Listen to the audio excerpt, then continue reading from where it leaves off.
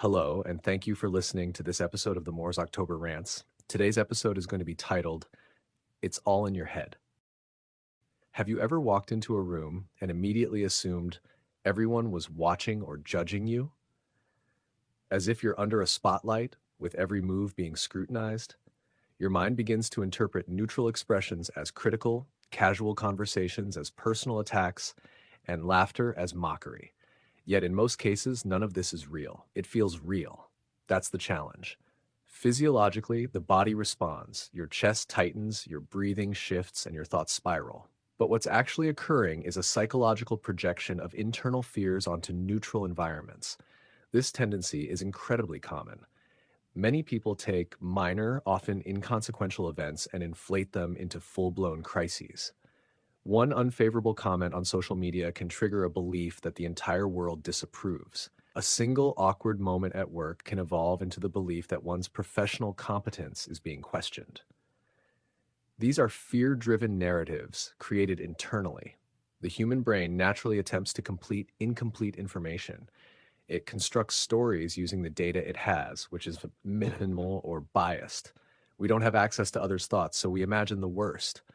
It's not a personal flaw, it's a deeply human tendency. Still, it's also mentally exhausting. Consider the example of being self-conscious about your attire. It's easy to assume others are evaluating you critically. In reality, most individuals are preoccupied with their own responsibilities and concerns. They are not evaluating your fashion choices at the grocery store.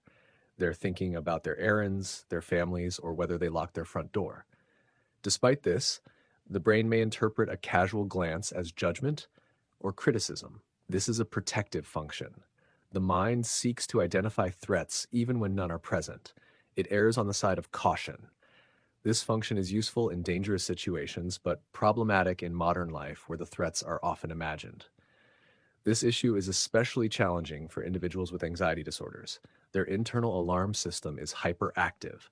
Every conversation, every look, and every silence can feel like a coded message of rejection or inadequacy. Even mundane experiences can feel overwhelming. Importantly, these feelings originate internally. The sense of danger, inadequacy, or embarrassment is usually not triggered by external facts, but by internal interpretations. The environment is not the source of the discomfort, the thought patterns are. Often, a single negative interaction or comment can be internalized and generalized. A critical remark from years ago becomes the basis for believing that many others share the same view. Instead of isolating the incident, it becomes internalized and repeated. The mind then seeks evidence to support that belief. It begins to misinterpret neutral or ambiguous stimuli to fit that narrative. A delayed reply to a message becomes proof of dislike. A missed greeting becomes evidence of rejection. But again, these are perceptions, not facts. We like to think we're being rational, that we see the world clearly. But the truth is, our perception is filtered through past experiences, emotional memories, and deeply rooted insecurities. This is not objectivity, it's cognitive distortion. It's important to recognize that most people are doing the same thing, focusing on themselves. Most individuals are not scrutinizing you. They're managing their own worries, doubts, and personal responsibilities. This need to appear perfect to avoid criticism often stems from a misunderstanding. Perfectionism doesn't earn acceptance. Authenticity does. People respond to real, flawed, genuine individuals far more than they do to polished perfection. True confidence doesn't come from eliminating all fears. It comes from acknowledging those fears and taking action regardless. It is built through repeated practice and self-awareness. That internal dialogue, that persistent voice saying, you're not good enough or everyone thinks you're incompetent, it's not a reflection of reality. It's a learned script, one that has likely gone unchallenged for years. But it can be challenged. It must be. The first step is awareness, recognizing that these thoughts are not facts. They are assumptions, interpretations, and often deeply biased judgments of self. This is why mindfulness has gained credibility in psychological research and professional development.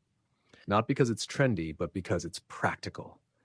Becoming aware of thought patterns without immediately acting on them is a powerful skill. Thoughts are not inherently true. They are simply mental events. You can observe them, evaluate them, and decide whether or not to believe them. They are not mandates.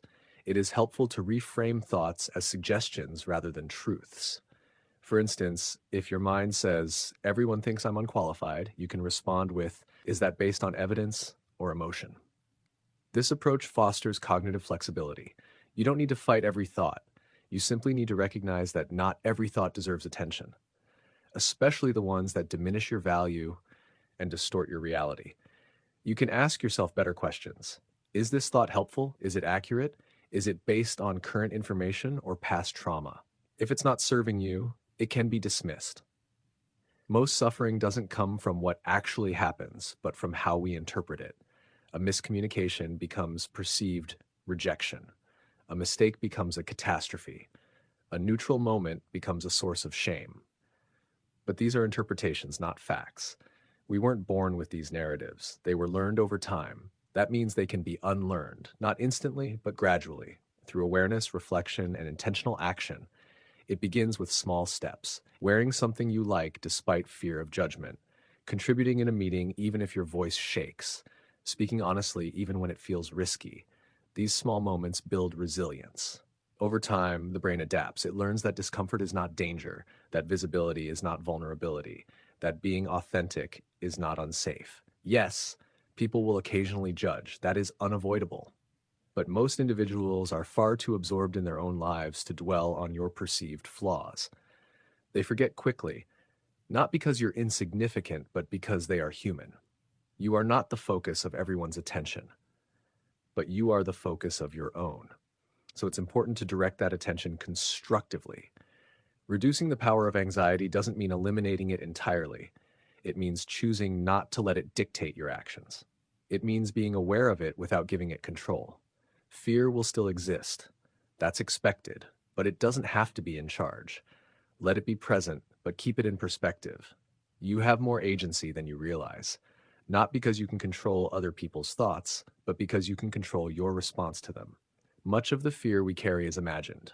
It is not external, it is internal. And if it is internal, it can be influenced, reshaped, and ultimately reduced. You are capable of that work, and the work begins with the decision to stop letting irrational fear define your experience. Your life matters, your presence matters, and most of the limitations you feel, they are not imposed by others, they are self-imposed, which means you can choose to let them go. That choice can begin today. Anyways, thank you for listening to this episode of the Moore's October Rants. Signing out. Have a good one, guys. Goodbye for now.